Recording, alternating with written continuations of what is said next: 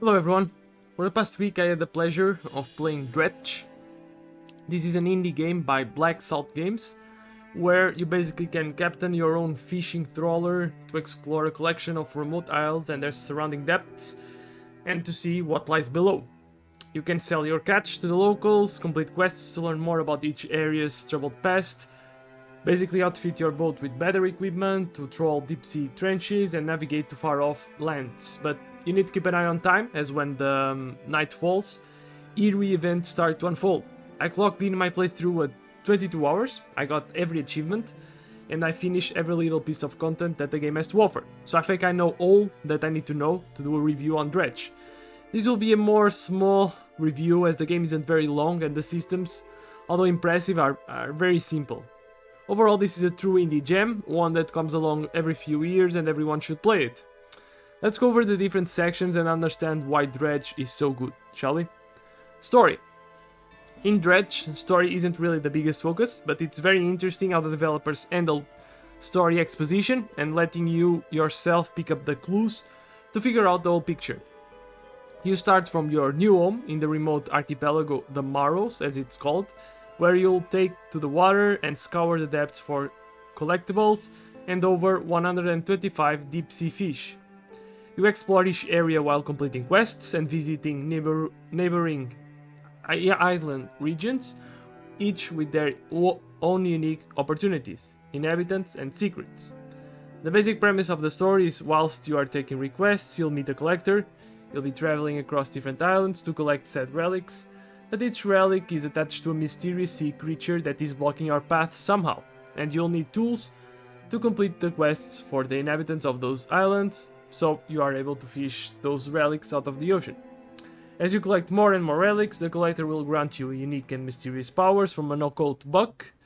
The two endings you can get will depend on how much you explore and talk with the inhabitants of the different islands, and ultimately your choice if you want to embrace the occult or not. Pretty unique, and it is not shoved in your face or presented in a hold in your hand type of way. You need to put the pieces together. It kind of reminds me of a From Software game, that's for sure. Map and exploration. The world of DREDGE is not very big, but it's certainly interesting. The 5 main groups of islands are very different to each other, not only the types of fish you catch, but the structures, types of water and challenges. Different islands will have different interesting sea creatures, and all of them feel very unique, so repetition never sinks in. Exploration is very different depending on the time of day. Exploring the map during the day is very calm and refreshing, but as time goes on and night comes, exploration becomes tense, the atmosphere becomes heavy, you can't see very well, even with the lights on your boat.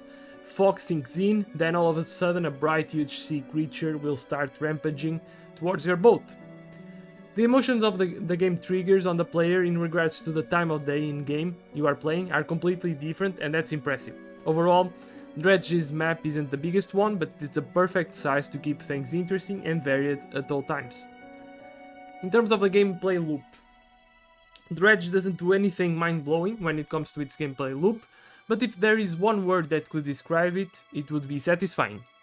The gameplay systems are very simple. You go from town to town, get different quests, go to specific location to capture a specific fish, and as you do complete requests, you at the same time are getting more gold and research parts, which will let you not only upgrade your boat by having more powerful engines, wider nets, rods that catch different types of fish, and bigger crab pots so you can capture more and more crabs. The best part is really coming in at night to capture aberrations, as they are called, which are basically the Cthulhu version of the regular fish you catch during the day. When you come at night, these types of fish will, of course, have an aberration version, which is completely altered to the normal version that you see during the day.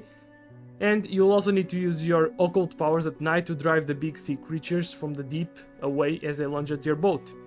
As such, the loop is incredibly rewarding and filling, as during the day you just chill and slowly complete your fish encyclopedia and complete requests, and at night the atmosphere starts to get heavy, especially without upgrades when you are just starting out. You start to see things, there is a dense fog, you won't see well, you'll hear noises, see things you aren't supposed to see. It's a very different game at night, and that's incredibly fun.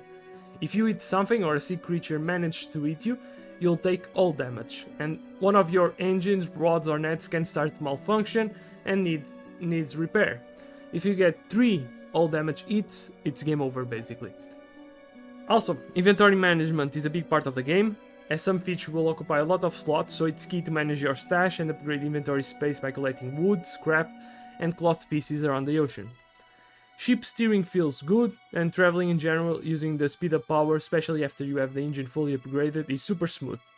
The fishing itself is very simple. It's a mini game where you try to hit the sweet spot as a circular ball goes around and around. It's very simple, nonetheless satisfying.